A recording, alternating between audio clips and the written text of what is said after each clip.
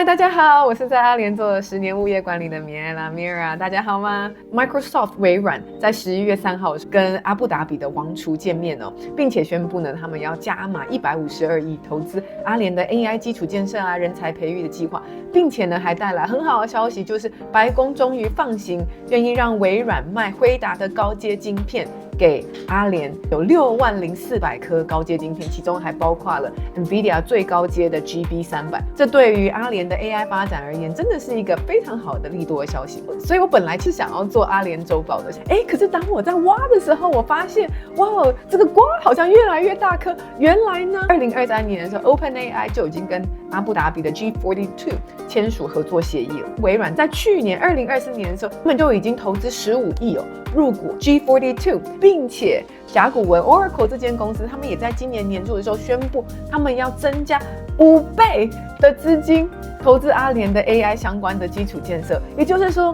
微软在1年之内增加了10倍，而甲骨文呢，则是要增加5倍。哇！而且他们这边所谓的阿联，其实都是阿布达比。所以到底发生了什么事呢？为什么这些科技巨头要疯狂加码阿布达比呢？我今天就想要跟你们一起来一探究竟。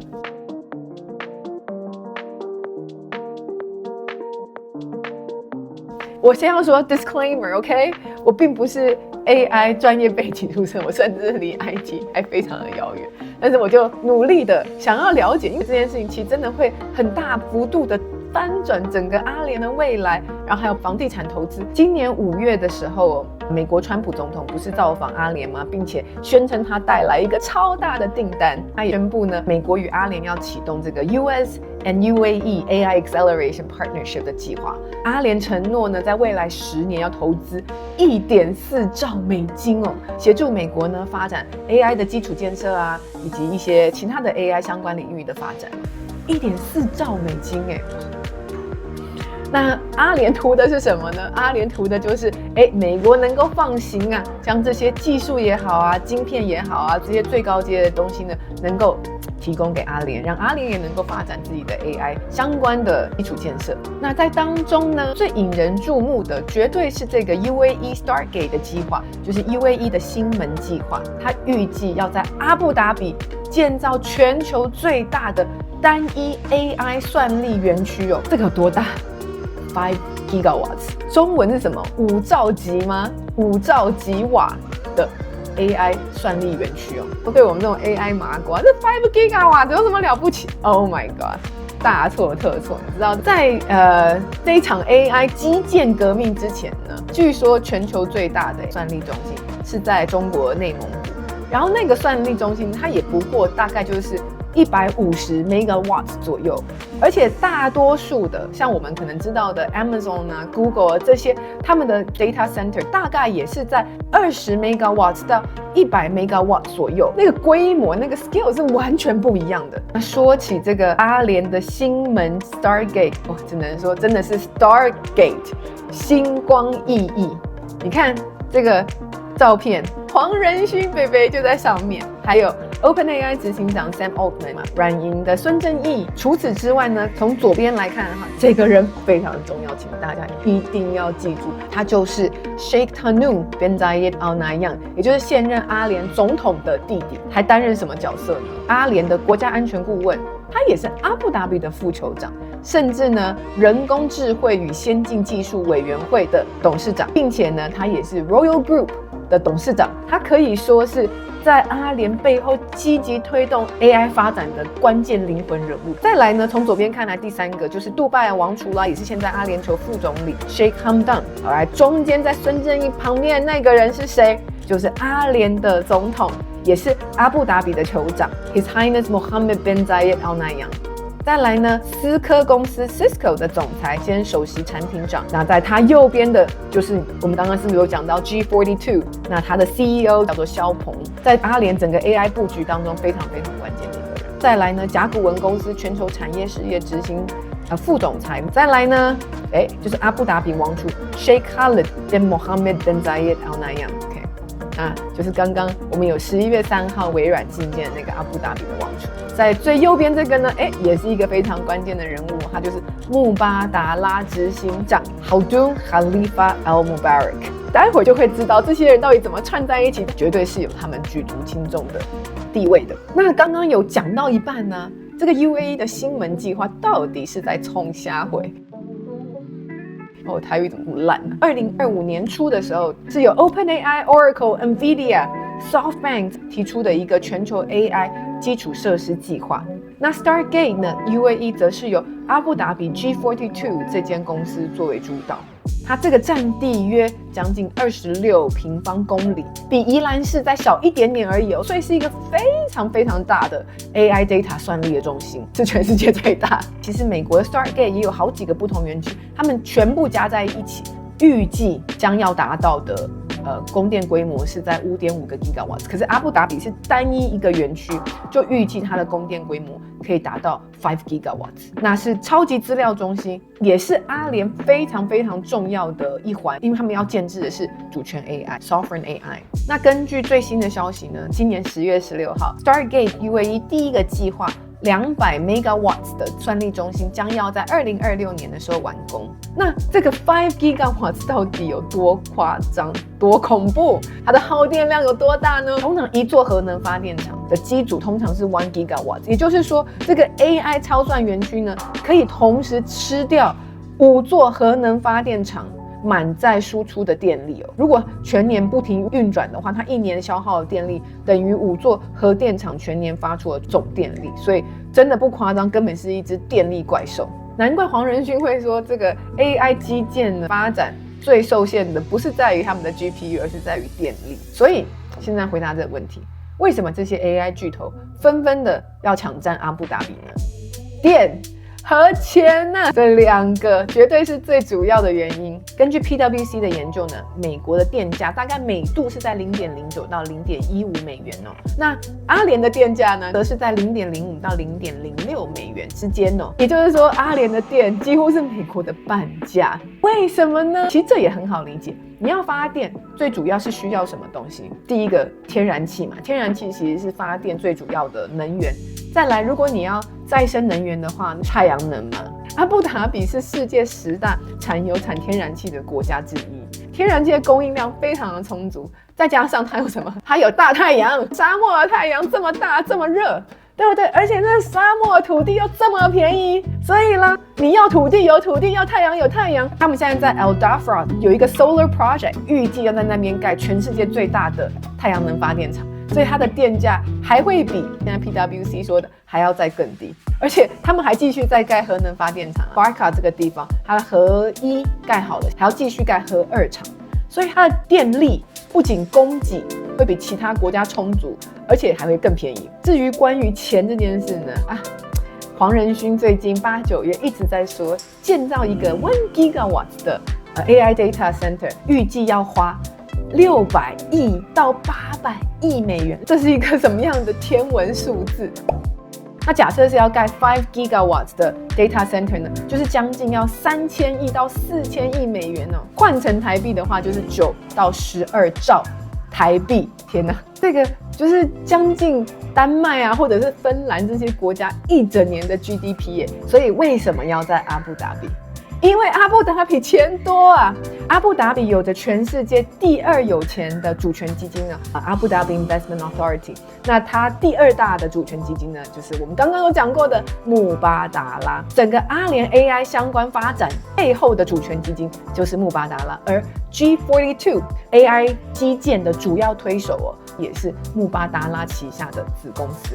看到有一个脉络了吗？所以整个阿联的AI 基础建设的计划是阿布达比的主权基金在主导哦，但是也不完全如此。我觉得真的是非常的有趣。这个 G42 到底是何方神圣？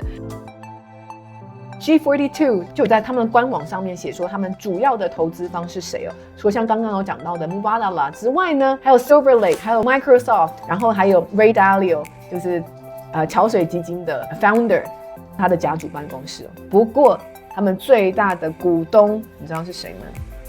哒哒，就是刚刚有看到的 Sheikh Tahnoon， 也就是阿布达比的副酋长，他旗下的 Royal Group 这间公司才是 G42 最大的股东。你不觉得这件事情非常的有趣？居然你看一个国家层级的公司，因为它毕竟 G42 是要发展整个阿联的AI 相关的基础建设嘛，这个国家层级的公司，可是它最大的投资者居然是一个皇室的私人公司，甚至还不是阿布达比主权基金哦。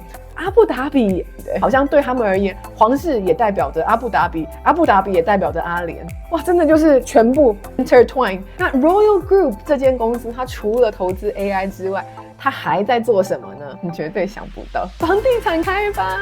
你可以想象，其实1/3的雷姆岛 Ring 岛都是 Royal Group 开发的吗？我在前几集的影片里有介绍的 SARS 的 Seaman Phonograph Collection 这一个建案在雷姆岛的，它也是跟 Royal Group 合作的。有没有看到 Royal Group 的身影？真的是 everywhere in Abu Dhabi。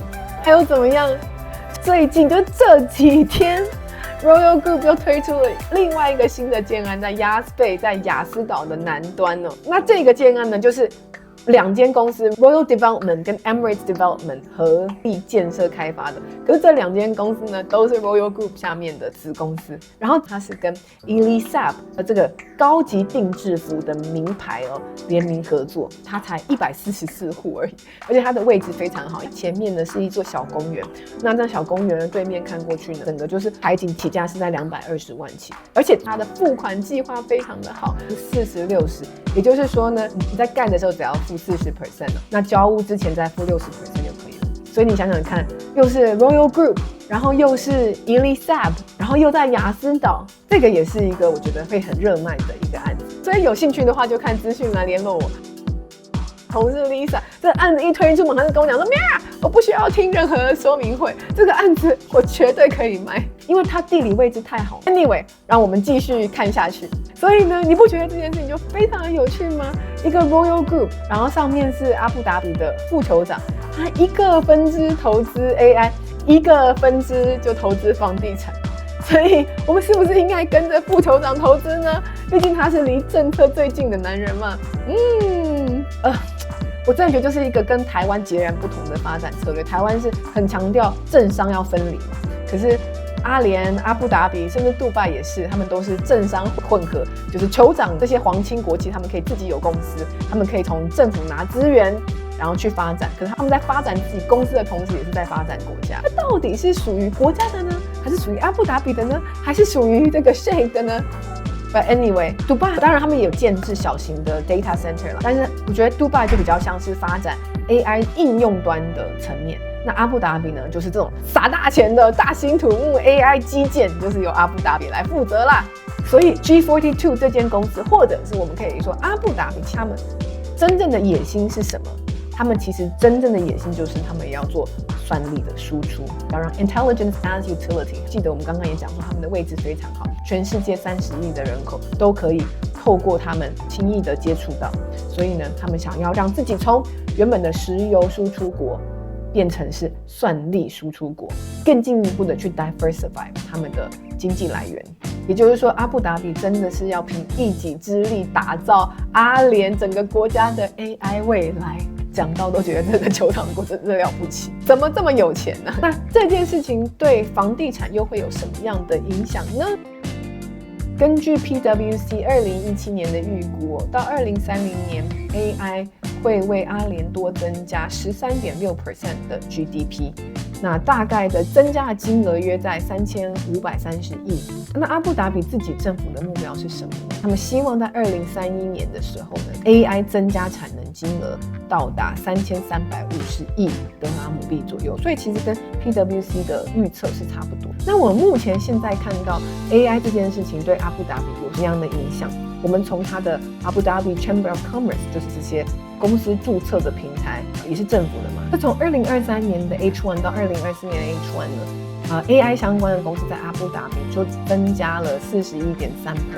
2024年的6月到2025年的6月，我们又在看到 AI 相关的公司又多增加了61%。所以这2个年度假设加在一起的话，已经超过100% 了。数量来到673家，所以也就是说，在短时间之内，我们看到有非常多的公司成立，要做 AI 相关的工作。那刚刚我们不是有讲说，微软预计要投资152亿美金吗？这当中呢，有很大一部分也是要来作为人才的培育，并且呢，微软他们也要在阿布达比呢开设 lab， 就是那些 AI 的实验室，像是 Global Engineering Development Center。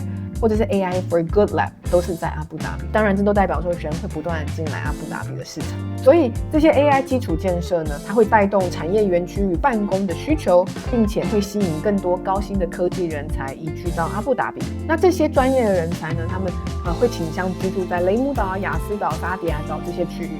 那你有可能会说，哇，这些 data center 又不在这些区域。可是呢，依据我们自己做阿布达比房地产来看，像是之前韩国公司在巴拉卡建核能发电厂的时候，核能发电厂距离阿布达比市区可能1-2个小时的车程，先生会在那边工作，而他们的家人、太太啊、小朋友，通常都是住在阿布达比的。所以你虽然那个 data center 也许不是在阿布达比的市区，不可能在阿布达比的市区了，但是呢，那些高阶的 AI 相关的人才，就算他们在那边工作，他们的家人往往也都是住在阿布达比的市区。那当然就会进一步推升阿布达比无论是租房或者是买房的需求。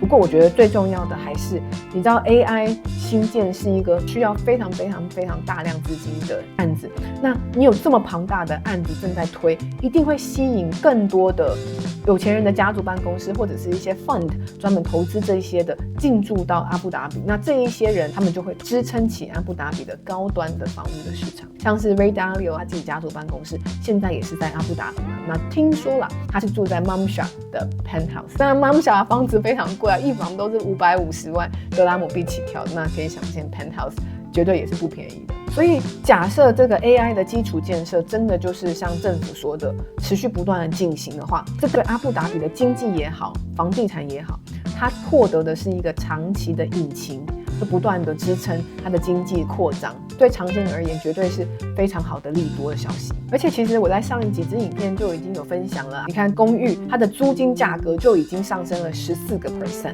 别墅的租金价格呢增长了11%，这代表说阿布达比真的是有人不断的在搬入，这个不是说建商他自己提高他的售价，这个是实际上登记的租金价格。而且呢，在同一份报告里面，他也有讲说，阿布达比目前处在的情况就是供需极度失衡。那当然啦，这就是投资阿布达比房地产非常好的机会，就像台积电盖厂一样啊。所以呢，如果下次再有人跟你说阿布达比什么都没有，根本就没有常住人口在那边，请直接把这支影片寄给他好吗？直接打脸。人家阿布达比在做的事情是发展整个阿联的国家。最后啦，就请加入我的官方 LINE， 下面的这个案子在雅思岛的 Stellar 跟 Elisab 的联名宅的话，也请看资讯栏。